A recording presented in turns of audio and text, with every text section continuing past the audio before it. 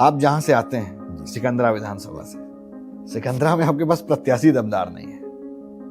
Samajwadi party का एक एक कार्यकर्ता जिस दिन अखिलेश यादव जी का उस पर जिम्मेदारी हो जाएगी उतना ही दमदार बन जाएगा। हमारे यहाँ हम एक विचारधारा पे चुनाव लड़ते, बहुत अंतर से वहां पे हारते हैं। अब हम आपको अंतर दिखा भी देते हैं, एक दफा हमारे पास में अंतर भी हैं।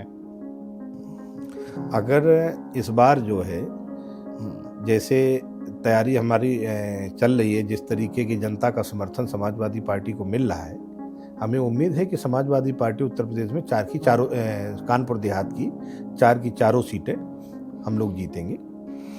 2017 और 22 पहले मथुरा पाल साहब जीते, अब उनके बेटे अजीत पाल साहब जीत रहे हैं बीजेपी से।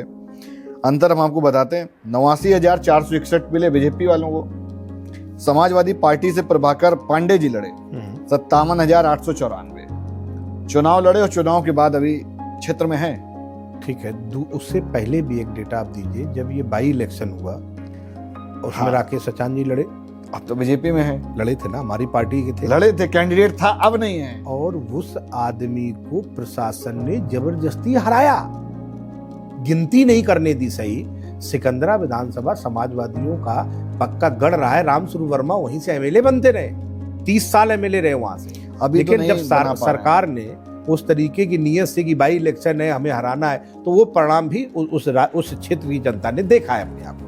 थोड़ा और पीछे ले जाए हम आपको, 17 में जब लड़े मथुरा पाल और महेंद्र कटियार जी बसपा से, समाजवादी पार्टी तीसरे नंबर पे थी। बाई इलेक्शन में वही दूसरे में आ गई, सीमा कटियार जी जो लड़े, सीमा सचान जी जो लड़ी थी।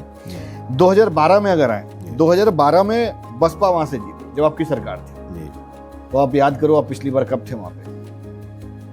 12 से 17 नहीं, समाजवादी पार्टी सिकंदरा विधानसभा नहीं जीती कभी। अभी सही कह रहे हैं। हाँ, कभी नहीं जीती। नहीं, सही नहीं तो डेटा है, उसको झूठ क्यों बोलना है भाई? हम 400 से ज्यादा सीटें, तो कैंडिडेट ढूंढे दमदार। नहीं, हम पूरे प्रदेश में कैंडिडेट